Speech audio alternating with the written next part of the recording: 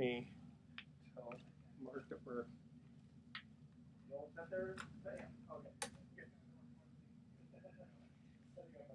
I'm going to the Warrior game tonight. I literally just got invited an hour ago. Wow. So I'm trying to. So you're in a rush too. Wow. Yeah. I'm good. Lou, what'd you bring? Investment tidbits, stories about Lamar Odom, the whole thing. We're gonna get it going. Lamar Odom, great, dude. Well, he was wondering what food you brought. Nice. I think you guys are going back to back. Yeah.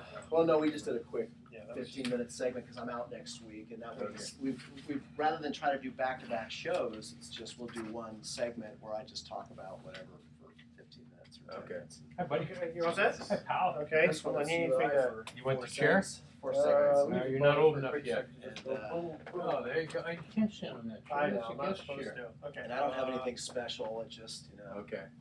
How you turn alternative investments, Down the and hair? mortgage funds, and trust deeds, and Have the interest rates changed? higher. They haven't, right? well, Those don't too often. Okay. Up a little bit.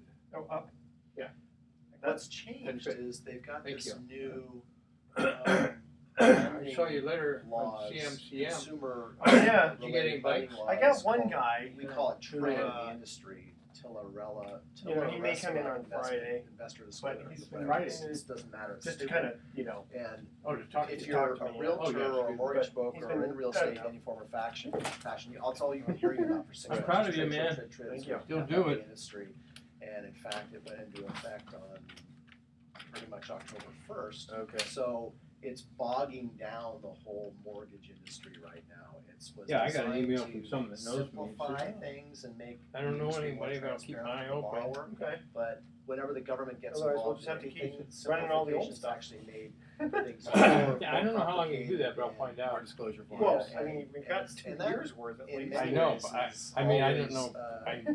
good You can news do it for those Because less they don't fortunate look at it, they don't know. because we can always Right? be more. Oh, nimble they and do we know, have less because they have to restrictions. set up Right. the old stuff. And, No one turns it in. Right. They the just banks go to do. a file. Yeah. Not, No, yes, no, not if you, like, I conventional, could give so- them a, so Frank Dodd's been good for us. I could just walk out and down with The and new, say, oh, here, do this one, right? Borrower Because you're not going to be doing it. disclosure. Oh, they'll just simplification. automatically do them. I'll talk to them. Okay. Yeah, until it gets. Yeah, such a- they'll automatically, yeah. But yeah, it's still, you know, They'll automatically do them. You don't even have to tell them level, what. who the heck They'll- knows, you know? They have, So, everything's Oh, I automatic, know. which I really Gotcha. like. Okay. I mean, around here, there's so much funny. And the reason why I was filming It's you, hard that'd be good because, because I you know, don't like, ever get this. Someone, Yeah. I use I know, I was thinking- I'll use that. Got me to laugh at everything. Oh yeah, I And a love lot it. of them go, a good chunk of them cut, but they have a family trust. Well, this They is have straight vodka that inheritance, does right? that. They have something that's This is straight vodka. supplementing their lifestyle, right? Good. That's, Okay, What's you guys driving it? ready? Good for me. can I test my headphones first? How's my hair? Sure. Yeah. Hair's I was good, thinking- man. Makeup, make Kramer makeup, Yeah, makeup. Do you have makeup. any makeup? Hair's good. How's that? Okay, You okay? I'm hearing good. Well, I should say, I'm trying to work on my radio voice. Yeah. It's been a while. It's not going too well. You're doing fine. Okay. Okay. Just remember these. Just make sure that whatever it's set up, we're not going to touch them. So go ahead and set this up that we want. You want higher or lower? Kind of lowered? Yeah.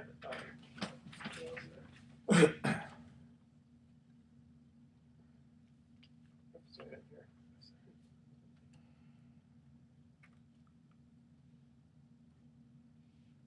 Test 1, 2. Kramer, can you hear me? You can't hear us, right? You can hear me. Right there. That's right. right. So talk loud enough so So wait a minute. I guess I gotta plug this Oh, that's in. right. You gotta tell me. You gotta tell me when you're So ready. many technical things, but thanks, Lou. Okay, just make sure you can hear us. This will be on cable access when? Well, After Wayne's World or before Wayne's World? yeah. You ready? 11, You know, just get the thing in the way. 11:30 in the morning. 11:30. Let her, One guy saw me at the gym. That was so so funny. many See, things. I know to that think happened to me too. Yeah. Okay, you guys ready? Let her rip, man. Okay, here we go. Welcome. You're listening to the Best of Investing on Talk 910. I'm your host, Edward Brown, and I'm proud to have as my co-host Mark Hanf of Pacific Private Money, one of California's fastest-growing mortgage investment firms, and welcoming back Lou Batmale of LPL Financial. Our phone number is 888-912-1190. Use that number to answer the trivia questions for 3 vacations given away during this show. The vacations are not sponsored by the radio station, but by Lighthouse Resort and Marina, located 1 hour northeast of San Francisco. Those vacations are free. Their only request a $75 cleaning fee to cover the housekeeping expenses. Today's trivia theme is there is no escape. You'll understand when we get into it, okay? Our website is bestofinvesting.com. We're also on television, Comcast Channel 26, AT&T Channel 99, Saturdays at noon, Sundays at 6 p.m. Lou, welcome back to the Best of Investing. Been Thanks a so while much. since you've been on. I know this is great to be here, and it's an appropriate time considering what's going on in the capital markets, and everyone's a little too nervous about what to do, where to go, and what's happening. And I think the news has been quite shocking over the last couple of months, which is saying everyone's Oh, yeah. Absolutely. Yeah. Well, you know, the an article I still have a copy of from a couple of weeks back in the Wall Street Journal was wondering, you know, are we going to have another October swoon like we've had in prior years in '08 or '87, or of course going back to 1929? And hey, we're halfway through, and so far, nothing too shocking. But yeah, a really dismal third quarter. Oh man, If you're it's- counting yeah. quarters. Not a good quarter for at least the equities Counting dimes markets. and nickels, too. And it's so hard because people really want to judge their behavior and what they should do at these times. And I caution people, you know, what's going to happen next, what will happen. I mean, we really don't know. I mean, is it the 2008 period again? I don't think so. But people keep on wondering we're going to fall off a cliff. Investors are, you know, thinking the unrest in the foreign markets, China specifically or Greece, are going to take us all down. And, you know, when push comes to shove, that doesn't really impact our economy a lot. I mean, the big question is China really our trading partner? I mean, they're selling stuff to us, but we're not selling anything to them. Yeah, good So point. what's that do to our companies? It doesn't make them any weaker. It doesn't say, well, geez, you know, China's having a problem, so our industry's going to shut down on the oil side. I don't think so. You know, I heard somewhere that it is almost the same price now to produce goods here in the U.S. as it is in China. You know, when you start tacking on all the transportation, because the wages have gone up there. Have you heard that? No. I think one indication of that is that, you know, the shipping lines. We track the shipping lines, what's coming over via the shipping lines, and they're actually, you know, their revenue and their production's down. With the goods and services they're bringing over from China have slowed down over the last couple of years. And I think, you know, China being a communist nation. Is that a bad word to use here in 1999? Well, It's politically correct. That's okay. Well, the question is who's really in charge, right? Well, who's and running the country? and that's just, it's funny you mentioned China because I have an article here from an interview with Barry Sternlicht, who's chairman of Starwood Capital Group, which is a private investment firm out of the on the East Coast, and he mentioned that China is a company masquerading as a country. They have the rules, and they're not showing them to you. So he's not a fan of investing in China, and really wonders if the emperor has any clothes over there. So. Well, no, I think, you know, a lot of people saw that the run-up to the Olympics in 2008, what they were building and constructing over there, the hotels and you know, what they called empty cities. There's rumors of empty cities. I mean, one stat that $1 billion empty cities. Well, yeah, because after the Olympics, the thing's empty, isn't it? Oh, yeah, no, exactly, all of it. It was like Sochi in Russia. But, I mean, one quote that people use when they quote the emerging markets all the time is, let me ask you guys a couple of questions here. One big one is, how many cities in America have 1 million people in them? A decent amount. Okay, over under 10? No, Maybe? more than 10. Okay, what's the number, Mark? I would say close to 10, I would guess. No, it's probably around 26. Have 1 million people in their population Oh, inside the city limits. Inside the city, okay. Right, so San Francisco actually doesn't count. It doesn't have, Right, but San Jose does. Yeah. How many does China have?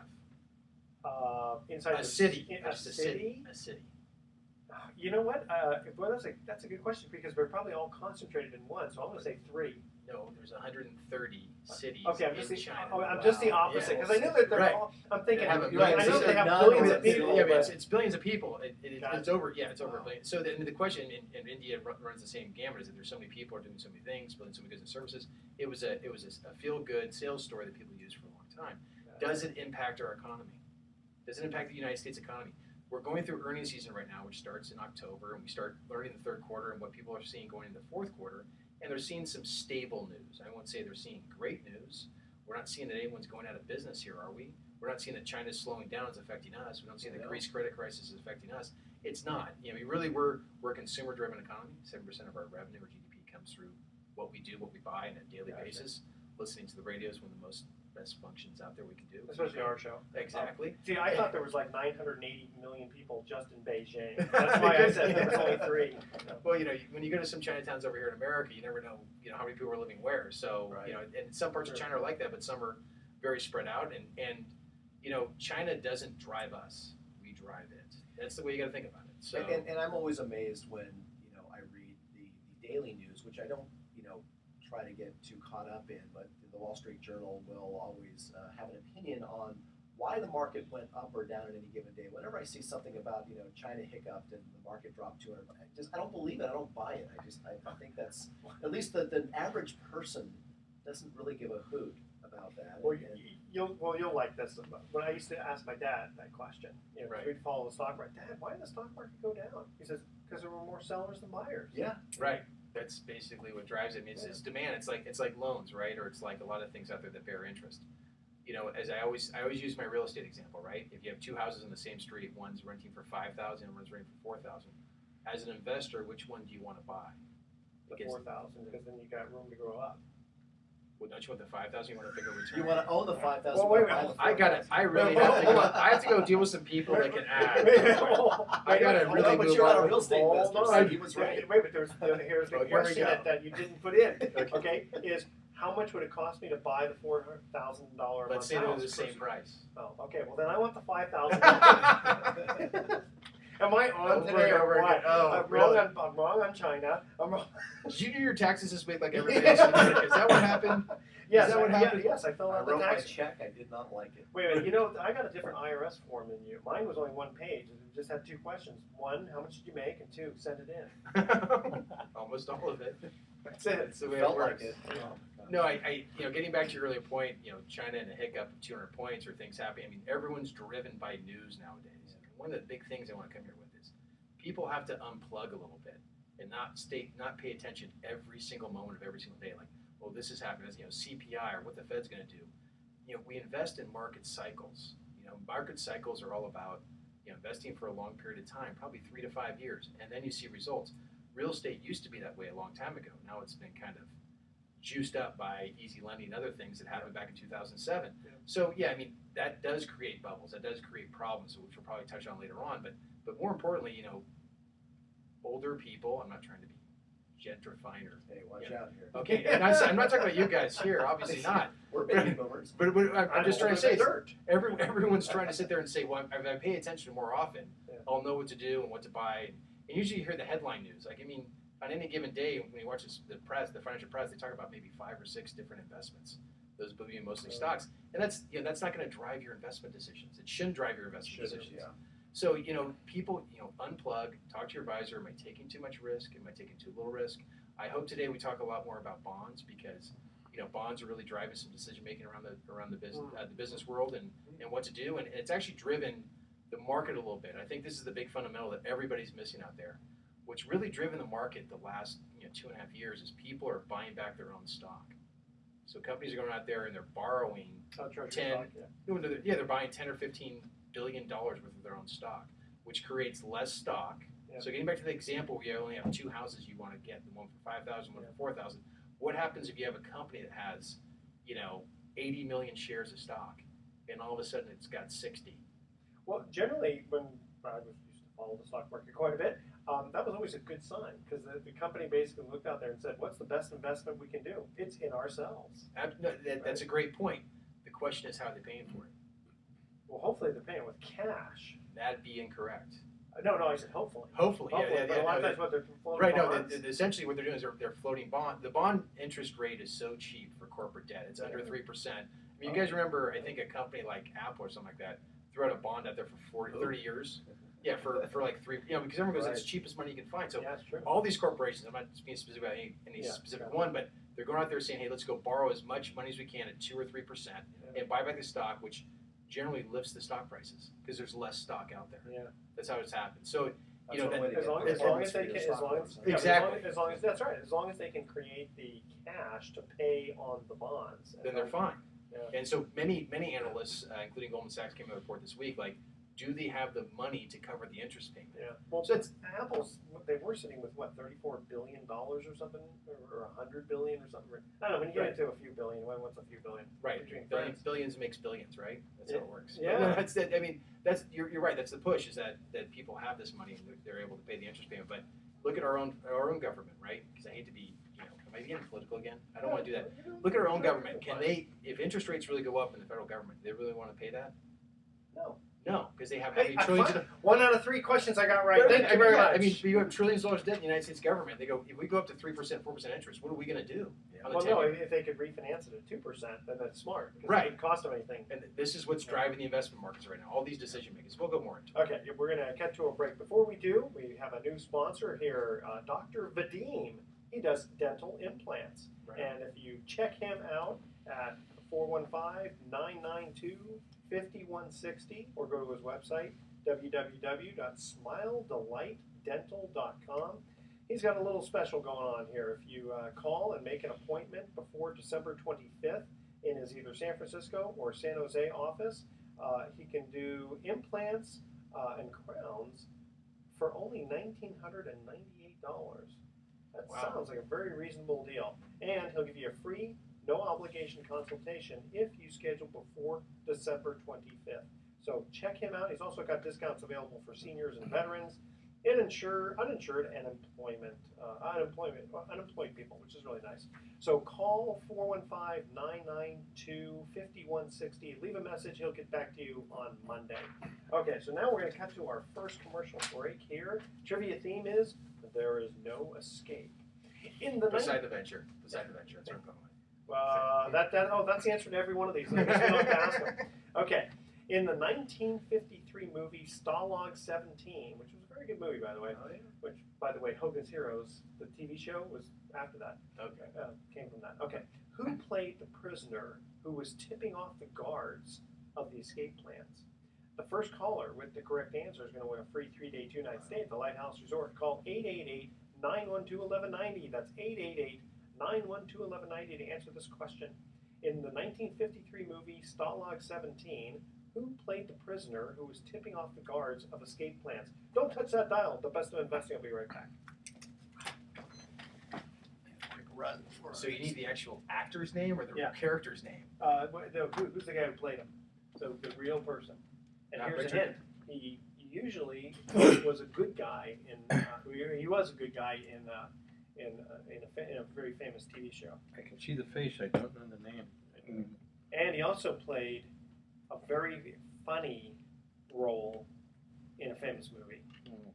Famous movies really throw me. You know, of course, William Holden, of course, is Yeah, he was great in that movie. Yeah, he was the guy. He was the guy. They thought it was him. Yeah, that was Robert a Mitchum. really Jeez. good movie. I'm trying to think of people that were alive back then. That's a good way to do it. Clark Gable. Robert Redford. No, No, he barely, wasn't. I mean, he was alive, but he probably was very Wow, ill. this is all before I was born, so I I don't really think he got had bored. this big name. He was born, that was before I was born too. 53. Yeah. Kramer was just coming into his own then. Yeah, 1941. 2 days after. 7, 8, 9. Born 2 days after they got bombed. Wow. Remember that Oh, because really? I take all presents in December. Oh, Nice. okay. My grandpa always used to say, I walked out of church and saw the headline in the newspaper and called the naval. He was a naval officer. He called him up and says, "What do we do?" And they said, "Come on down." He had 3 kids. Yeah, back then they Yeah. it was a whole That's how they different found out. animal. Imagine. Wow. Wow. My mom, who was not a drinker, and this is a drinker saying, she always said, well, my son was born in a blackout because they blacked out all the That's shades. funny. Were you out here? Were you And in I was California? born 2 days after Pearl Harbor. In California? Yeah, it's Mount Zion. Wow. Yeah. Yeah. So, wait, is this the grandfather who? There's a lot of stuff. Yeah, named after him? Yeah. Yeah, okay, so pretty funny. The other one was too old to be in the military at that time. See, my family was kind of interesting. We all missed the wars. Right. Like my grandfather was a little too young for World War I. My father was too young for World War II. Just a little bit. He was Yeah. just a little bit too young. That can happen. And then my brother Miss almost Vietnam. went to Vietnam, Yeah. and I almost went to the Iran crisis. In 79 or? Yeah. I remember You and I was- had to register for that. If you Yeah. remember. No, actually, you didn't. I didn't. No, I was one. You Yeah. were born In in it by January 1 of month. 1960, and I had to do it. Yeah. January 17. I was working when the whole thing happened with Desert Storm. Yeah. Some guy goes, cut off your finger and declare you're a Quaker so you won't get drafted. A Quaker. I've heard that. Okay. Yeah. Yeah, my mom was all set ready to take an ice pick to my ear. Yeah. Said, Mom, don't worry. I don't want to play in the sandbox with anybody. Don't worry, Mom. Ready? Here we go. Welcome back to the Best of Investing. I'm Edward Brown, your host, along with Mark Hahn and Lou Batmale. I love saying that name, Lou Batmale. Just There kind we of runs right off your tongue. Okay, when we got to the first commercial break, we asked this trivia question where the theme is There Is No Escape. In the 1953 movie Stalag 17, who played the prisoner who was tipping off the guards of escape plans? Anybody? I guess. Peter Graves. Remember from Mission Impossible, the white-haired Oh, guy? right, There's right, also a funny guy in Airplane. Yeah. The pilot. Okay. All right. So, Mark, what do you got something for me? Well, I think we had a great conversation last time. Yeah. I'd like to continue on with it, Sure. and certainly we talked about how stocks, equities had a rough market in the fourth quarter, and a couple of articles are it's funny how bad news portends further bad news. Good news sometimes often portends further good news, and after the rough third quarter, you have many analysts coming out and being quoted as well. We're expecting stocks to underperform again for this coming quarter, and there's trepidation around, as you mentioned earlier, some of these quarterly profit reports and and maybe predictions that they're not going to be as rosy as maybe we may have thought earlier in the year. And so, what does that portend for stock performance in general? And then we kind of started talking about, but if you're watching, if you're checking your watch every 5 minutes, and if you're looking at daily or monthly or even quarterly stock performance, in many ways, if you're not in it for the long haul, you're just going to drive yourself nuts watching Absolutely. that kind of short time period. Yeah. What do you tell your clients? I tell my clients, there's a main theme around investing, and that is you really protect your assets from inflation. So here in the Bay Area, I mean, we're mostly in the Bay Area here. I know we're live on the internet and all over the world, which is really exciting. Hopefully China won't come after us. But the better thing to understand is that, in the Bay Area, you can say that real estate has grown with the economy. Sure. That as inflation has gone up, so has housing in the Bay Area for the most part. It's not dollar for dollar every single year, but the only other thing that's really done that is investments in the stock market. If you look at big indexes like the S&P 500, which will share at 3,000 or the 5,000, you'll see that over a period of time, your money keeps up with inflation. So think about it. If you're in cash for the last 10 years, which have been 10 tumultuous years for a lot of people, right? Is housing less expensive now compared to back then? No. It's probably about the same, or if not a little bit higher. And same with the cost of goods. I mean, you go, as I tell people, you go buy a chicken at the market, or bread at the market, or milk at the market. Is it cheaper now than it was then? And they go, no, it wasn't. That's why you invest right. These companies are working with each other, raising their costs, controlling the cost of commodities to make sure the end producer, us, can afford things. And in doing that, they're keeping up with the pace of inflation. That's what people really miss, is that a company's job is really to be profitable and to sell goods and services to you. And when you lose focus of that and think about the 3-month or the 3-week or the earnings report that's coming out, and you start paying attention to all the infotainment out there around stocks, you'll lose your perspective. And the funniest people that come to my office I really enjoy are people that are 70 or 80 years old and say, why worry about it? In the end, it's probably going to go up through a market cycle. I had a guy in the other day, a retired pilot, tough as nails. The guy, he lived pretty well, and he's a nice guy. But he's like, turns to his wife, goes, why do we work? Look how much money we've made by just staying invested over this period of time. And every year there's a bad story. On average, stock markets go down about 14% any given year. On the bias over the long term, they're usually up about 7 to 9. That's the fascinating thing. So this volatility is expected. It's supposed to happen. It just hasn't happened a lot over the last 3 to 4 years. The hardest part is if you try to time the market. Oh, then you get slaughtered because all you have to do is miss the 2 or 3 of the top days, and that's it. Yeah, it's over. Well, and I talk to people all the time who call our company inquiring about our mortgage pool investments and mortgage fund investments, which are alternative to the liquid stocks or bonds or other types of investments that we compete with. And it's amazing to me how many people who have been long-term investors still have missed out on how great the returns have been in the marketplace since the market went down in 2008. So if you stayed in the market this whole time over the last 10 years, you're probably looking pretty good. But the people who got in and out, in this one particular caller who I spoke with this past week, I said, well, gosh, didn't didn't you enjoy a good run these past 5 years? And she said, no, absolutely not. I totally missed it. And what I found out after talking with her, it was because she was going in and out of different investments based on advice she was getting from different types of professionals and non-professionals. And the box boy at Safeway. Right. Right, and so now she's in a position where she has this bundle of money and she's looking toward retirement and she doesn't know how to make that bundle of money work for her. So of course, our 8% yields on our mortgage pool funds are looking mighty attractive to her versus going back into a stock market where she's looking forward from today going, well, I'm reading that stocks are likely to underperform going forward. Now, I don't know who actually knows that, but everyone's got an opinion and they're free to share it. Well, the interesting thing about like your fund is you can predict it with a lot of certainty from the standpoint of the loans that you're making, the interest rate. It's almost like buying a bond.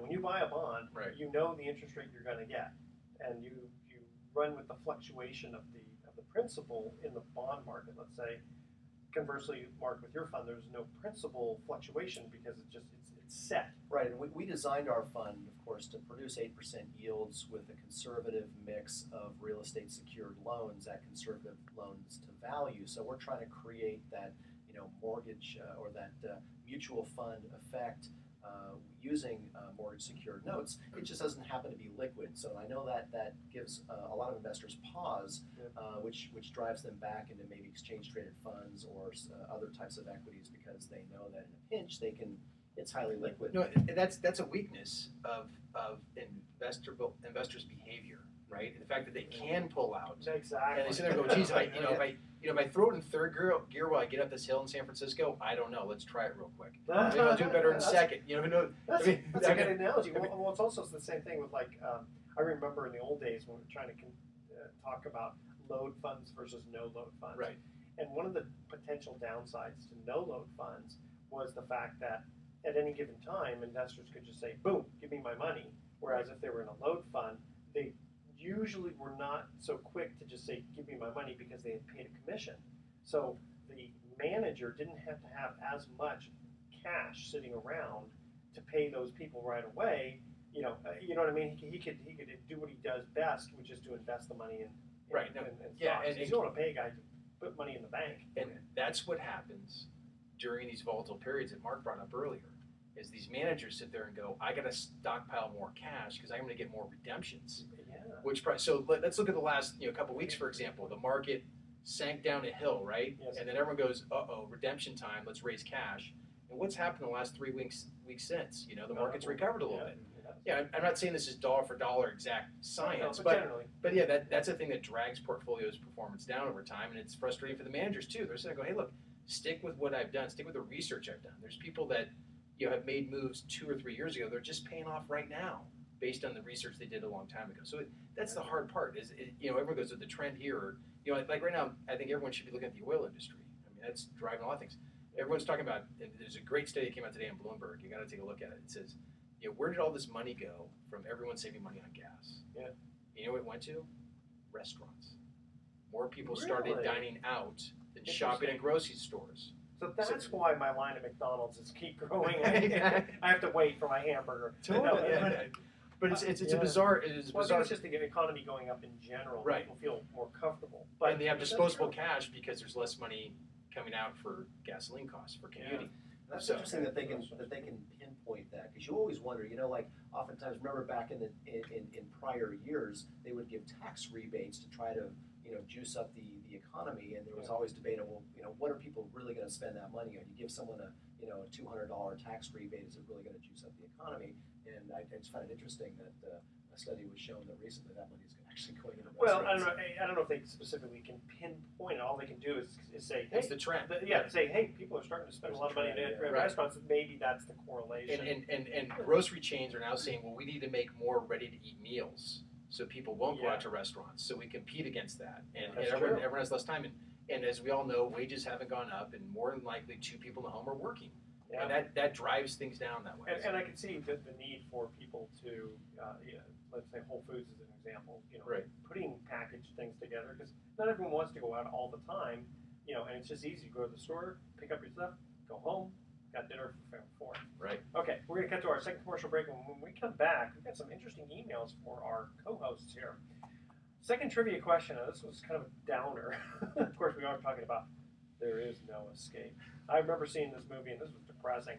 Who played the role of Billy Hayes in Midnight Express, the prisoner who was sentenced to 30 years in a Turkish prison for smuggling hashish? You guys ever seen the movie? I did a long time. Very- very It's a great depressing. soundtrack too. They always Yeah, put yeah, sound- that's right. soundtracks Yeah, good, exactly. Okay, stay with us. You're listening to The Best of Investing. In fact, what you need to do is call 888-912-1190 to answer that question, and leave it on our voicemail.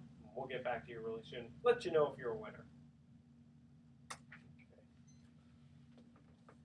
There's that TV show Locked Up Abroad that everyone watches. It's kind of like based on the Midnight Express. Is it really? Have you seen that, Haven't seen Kramer? it. It's on Nat. I think it's on Geo. Nat no. Geo. It's all these people like, oh, this guy was offering me in a nightclub like $10,000, and we're traveling through Europe and Denmark. We have no money left. It's like, so they hop in a train, they go to Colombia, and they come back. Like they searched our suitcase, and all of a sudden, or guys. And the funniest thing was these guys trying to smuggle gold out of China. Oh, that's Oh. smart. That's gonna work every time. These guys, and they get locked up for 3 to 7 years most of the time. And the embassies are like, you broke a law. Yeah. Like, don't be an idiot. So. Of course, here that these guys, they come to our country, break laws. Like, yeah, no big deal. Kill someone. Yeah, that's all right. God. Brutal.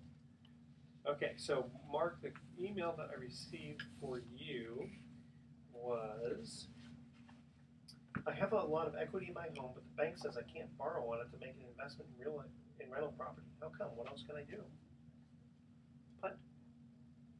Do you have a question for me? Or I do, but I like yours too. The one I had before finding out about your other one was, how often do you think it's necessary to reposition your portfolio? can you go? We want to know how much, or let's see. Which one you have? Leveraging and shorting. What's margining your account and shorting your account. Okay. So what's the question? How do in these volatile times, people ask the question, what is margin and what is shorting an account? How does it work? I got a good example for shorting. I'll probably start there. Do you know how to short? I don't. I do. Shorting, it's the most complicated part of securities exams. It sometimes takes people a day to figure it out because it's. Well, in the old days, you just go. I want to sell that, but you can't do it if it's under $5. So, Right. Yeah. Yeah. But you used to have to do it on an uptick. You don't have to do that anymore either. So. You don't have to do it on. Yeah. See, but then you can control the market. Right. That's one of the problems. In 2009, that was all over the place. Yeah. You just go. Yeah. Sell. Yeah. And you don't have the money for it. And you just keep pushing it down. And you go buy. Right. Yeah. That'll be good. Okay. Ready? Here you go. Ready, Mr. Kramer? Ready.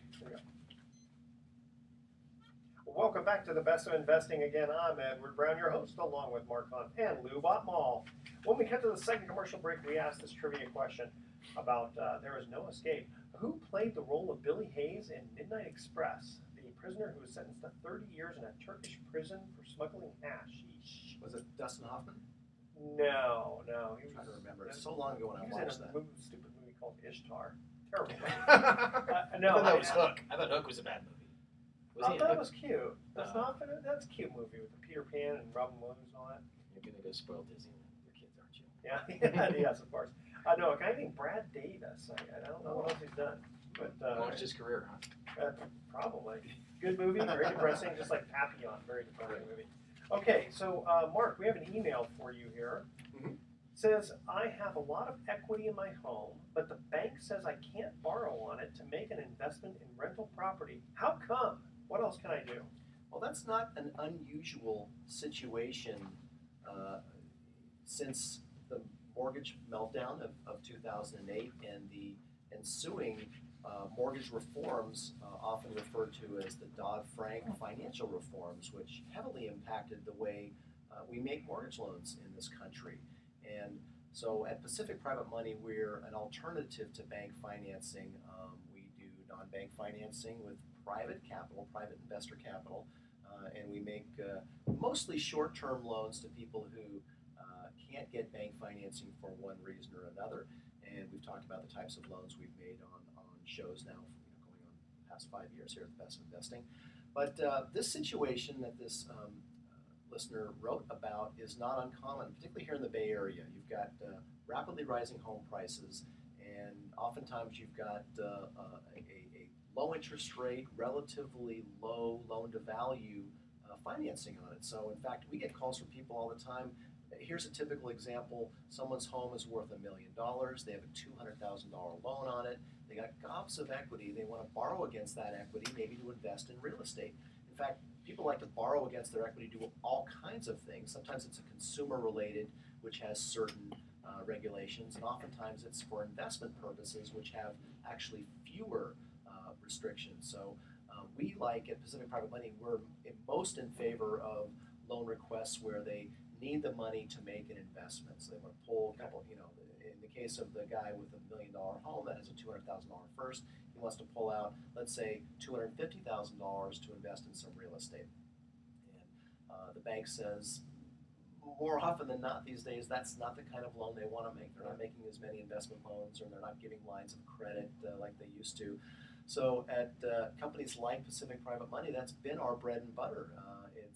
We will make those loans. Now, it's not as inexpensive on the interest rate as a bank would be. So you're always better off going to get bank financing whenever possible. They have the lowest cost of capital, and therefore they can sell it to you a lot less than we can. Rates at 4 or 5% for investment, for pulling money out of your home if you can qualify. But because qualifications have become so much more stringent, oftentimes people find themselves in a position where they can't borrow against the equity in their home. And so if you have a great investment opportunity, business opportunity, you want to buy some real estate, and you don't mind paying a 10%-ish rate, plus or minus maybe 1%, and we get requests every day from people who will borrow money from us privately at 10% and a couple of points because they believe they can leverage that money into something that that can earn them back a higher yield. Sometimes it's speed. They even if the bank says yes, sometimes you just need the speed. They need the speed in order to do their investment purchase. They need money quickly. Especially the market's so tight like it is here, right? I mean, it's real estate sometimes. It is, and on October 1st, a new layer, yet again, of regulations have impacted the mortgage and banking industry in a big way, which oftentimes is a boon for the private money industry because we have fewer regulations. We're not unregulated, but we have fewer regulations, and so the mortgage brokers that I know and bankers are all shaking their heads over this new Disclosure Simplification Act that we've talked about in prior weeks. It's called TRID. Not that I'm not going to bore you with what that even means, but in the government's zeal to make everything simpler and easier and more clear for the borrower, they've actually done, of course, once again for the millionth time, they've done the absolute opposite. It's only we're only a little more than 2 weeks into it, and it's completely disrupted the mortgage industry, slowed everything down.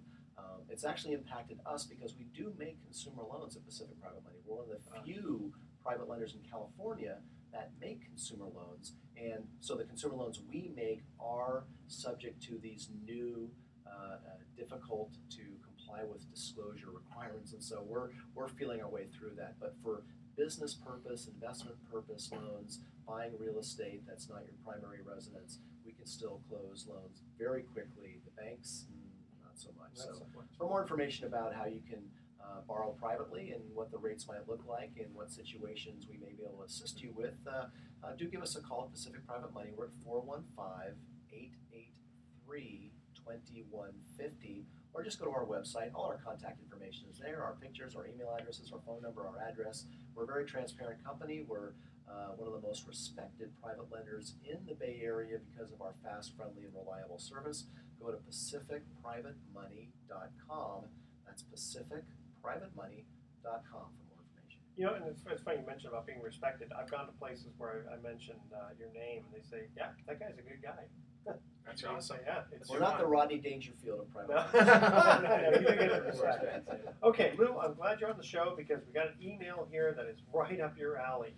Someone's asking a question. It's a long email, so I'll kind of shorten it. It basically what it has to do with is, in today's market with the stock market and all that, explain about margining a stock and or shorting a stock in your account. How does it work? Well, at first, people talk a lot about margin interest, which is leveraging your own account or its holdings to buy more assets. It's critical that you look at the short-term strategy. This is a short-term strategy. The costs are large. Most margin interest rates are between 7 and 10%, depending on the assets involved and where you apply for the margin agreement. So it depends which broker or dealer you're with. So if you borrow $10,000 in a margin agreement, the interest rate could be 8%, for example. Well, how much? That's like $800 of interest a year, right? Yeah. So when you look at that, this is not a car loan or a mortgage. So you need to make your investment produce at least 8% return for a margin agreement to make sense. And it's what they call below the line personal deduction only against interest income, but it doesn't affect your what they call AGI. Correct. So yeah, you got you don't get a tax deduction for this. There's no tax deduction for margin interest. As far as well, no, there is if you have investment income. True. But the thing is, if you have certain expenses that have to do with your adjusted gross income, this doesn't help you. It's not like a business expense. It's Right. More, No. Exactly. It's more like home mortgage. Exactly. Yeah. Exactly. So, I'll walk through the example right now, real quick. So, I mean, you think 8%, you want to get in and out of this investment pretty quickly, because as the interest starts kicking in, you're like, oh my God, like if I don't make money back from this. So let's do a quick example. Let's say you borrow 50% of your account against your account, and you load up in a good stock, and it rises 10% in 90 days. Might make sense if the returns are negative in the market. You had leverage, you might have lost twice as much money. Let's say you own 400 shares of a stock at $50. It's a $20,000 position, right? That's just sitting in your account. You want to buy $10,000 more, 200 shares. You're allowed to borrow 50% of your account value, but that is only off the equity in your account. The shares rise to $60 with that leverage position. You have $36,000 off your investment. That's good. You're feeling pretty good right now. However, if the position falls to $40, you have $24,000 in your account, and your original investment is only worth $16,000. That's not so good. That's not so good. And then on top of that, you also need to find $4,000 quickly to make up the difference on the money you borrowed. Remember what killed everyone at the end of Trading Places? It was a margin call. That's right. That was the I remember margin that call. movie, Yes. So the margin call killed them. That's what. So the idea behind margins, you can make or lose as much money as much as the market moves. You want to do it over a short time frame. It is a trading strategy for the most part. So I mean, you hear of hedge funds doing it. Individual investors could do it, but it is borrowing, so you want to be careful. Otherwise, we get Guido to come out there and collect. Exactly. But they used to do is they sell your account in 3 days, and the money, they get their money back. Don't worry, very quickly. They don't need Guido. They just need a sales desk. That's right. Selling short is the same thing. I want to explain this quickly. It is a complex strategy, but however, you sell a stock and then buy it back. However, that's a leveraged transaction, meaning there's margin or interest due. So, say you go short on 100 shares of $50 stock, so the transaction is worth $5,000. You have to pay back interest on that $5,000 of anywhere between 7 and 10% if you hold the stock. Because it doesn't move up or down, your interest keeps accumulating. So let's say I want to short it, it doesn't move. You still owe the interest on it. But if you short it, that's right. Okay, yeah. Let's see. If you short it, usually people short stocks when they don't own it. Usually, correct. Right. Yeah. So that's why you're borrowing it, right? So then most understand how the transaction works. So I'll give you a quick example that some people I get a little traction in this one. Let's say you borrow your friend's 2014 Honda Civic without telling them, and you sell it for $14,000. Thanks, Mark. I appreciate it. A few days later, you find an identical 2014 Honda Civic, same color, same mileage. You buy it for $12,000 and give it back to your friend.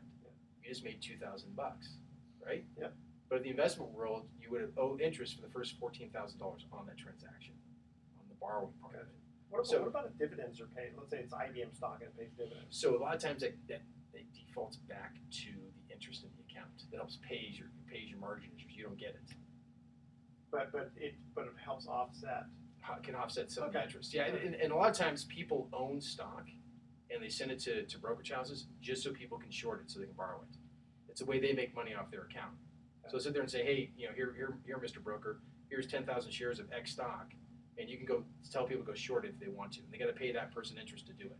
It's kind of like how might be make money off an option too. How much interest would the investor get? He doesn't get the whole 8%.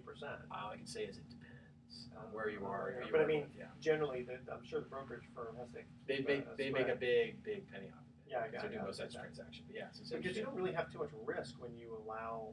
You just basically can't sell it yourself unless Correct. you. It's buy locked it. up for a period of time. Yeah. But yeah, so. Sounds like a don't do this at home strategy. Yeah, I, yeah. literally- Professional. people during volatile times ask this question a lot because they're like they hear it on TV again, infotainment. They hear about trading strategies or things happening, or they watch these infomercials or things saying, "Oh, trading strategies, you can do option, you can do this." You know, it all sounds really simple until things go haywire like it did in August, and all of a sudden you're like, "Oh wow, that doesn't feel so good." Well, that's what killed the stock market in '29 too. People who could margin not 50% but 90%. Yes, 90%. Yeah, so that's what killed it. Hey, oops, you got to sell. Yeah. Lou, for more information, if people have more questions about margin, I love to talk to investors. I love to do forensic accounting and answer the question, as Mark said earlier about an investor. How did I get here? We can review that. My phone number is 415-256-8970. Batmale is always difficult. Batmale. So Louis Batmale is a website you look up, and it has all my investment information on there and everything, and shows posted on the website, and you can listen to stuff I said earlier in 2012. And Was he right?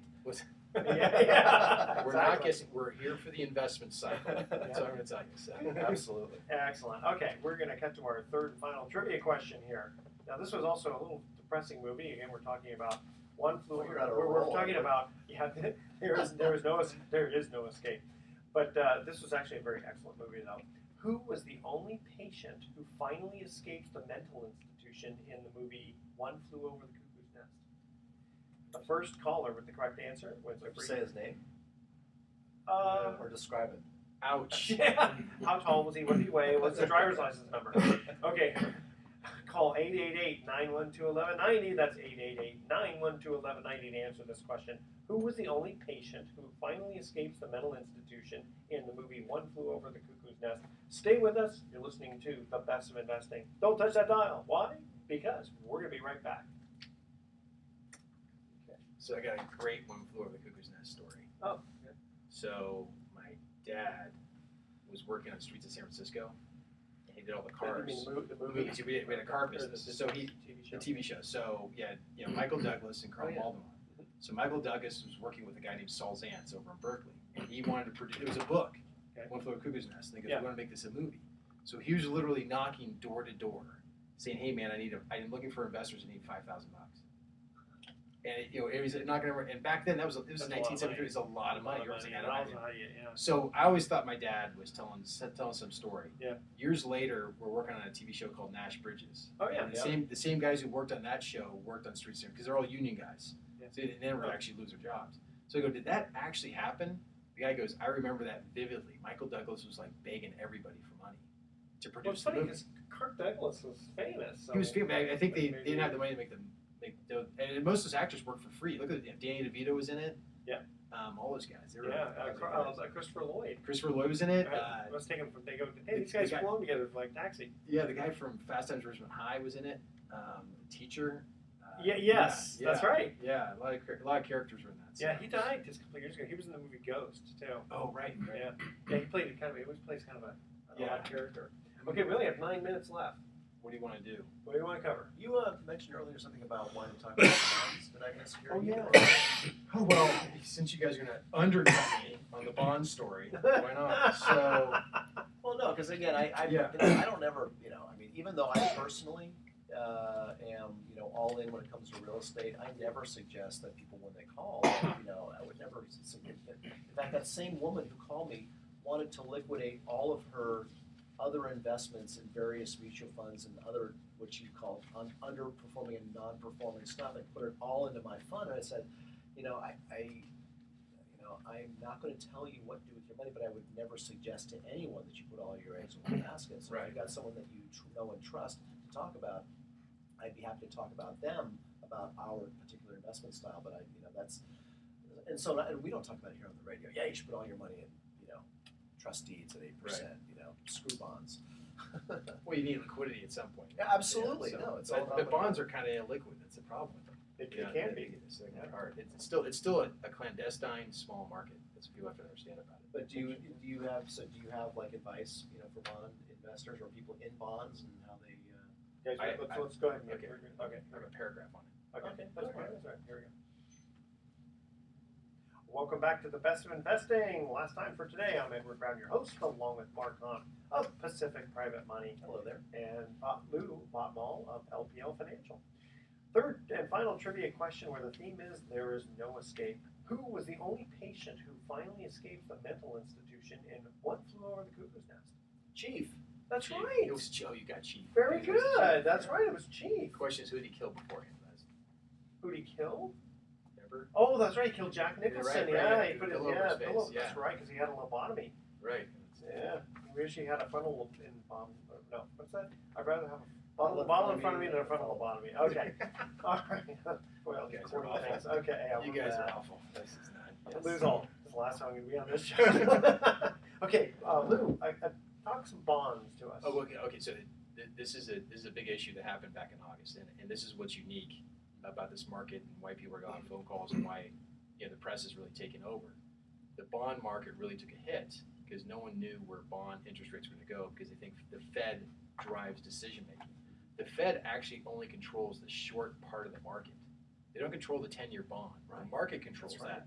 Yeah. So really, the Fed funds rate doesn't have a big impact on long-term interest rates, and they're so narrow right now. I think they're somewhere between almost 0% for a Treasury and like 2.62 or 92 for a 30-year bond. Yeah. A 10-year bond falls somewhere in 10. So anything after, you think bills, notes, and bonds going out in 12, 14 months. Mhm. 2-year bonds, maybe, the government have any 5-year bonds? I mean, people think a lot about municipal bonds that go out like 15 or 20 years. Those are long-term projects. Those are a different type of bond. But in the end, people don't know what they are and how they work.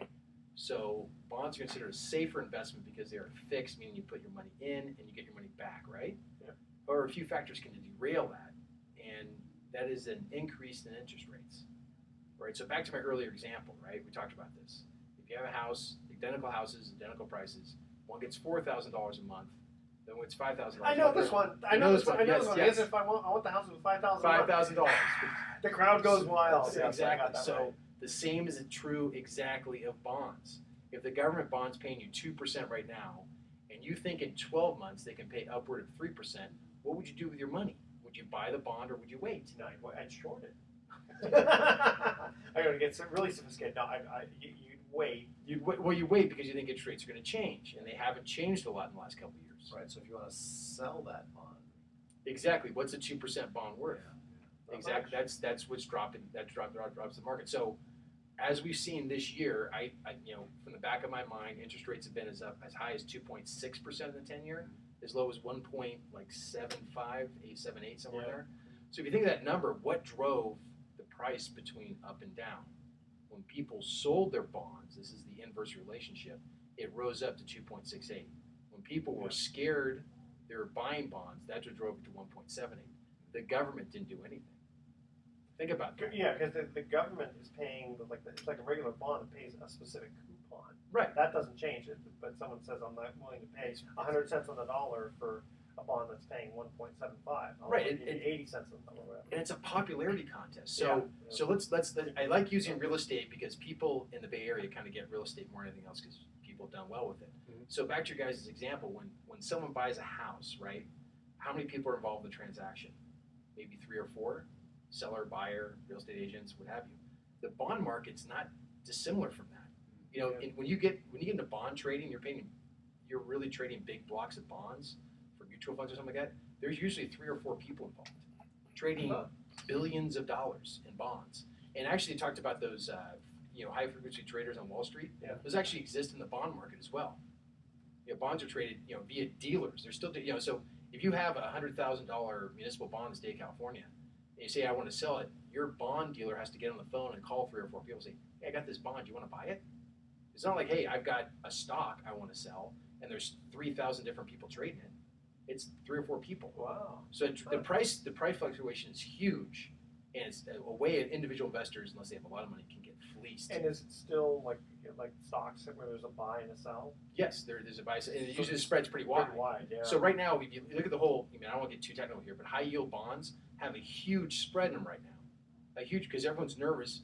High yield bonds mimic the stock market in many ways because they're the most highly leveraged, worst creditworthy part. Interesting, like with Mark in his business, he'll get money.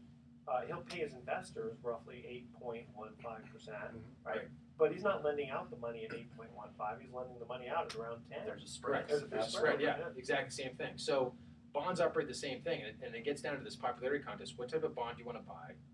Who's paying the interest on it? So, after 2008, people go, I don't want a government bond. They're being downgraded. I'll go buy a bond from General Electric. Yeah. I'll go buy a bond from a big corporate, multi-conglomerate that sells things around the world because they'll give me my money back. But when you say a government bond, you're talking about a U.S. government bond? Correct. I mean, the thing is, unless they totally just want to destroy the country, the government guarantees that they'll put more gasoline in the printing press and print more money. Absolutely. Now, inflation's a whole other animal, but at least you're guaranteed to get your money back. Well, I'm talking 2008, which people revert back to all the time. I know, but see, that's the funny thing, is that even in 2008, unless the government, if the government says, we're not going to pay back money on our bonds, what's that going to do to General Electric and all those other companies? I mean, I think they'd be in Government's more... a big customer there. Yeah, exactly.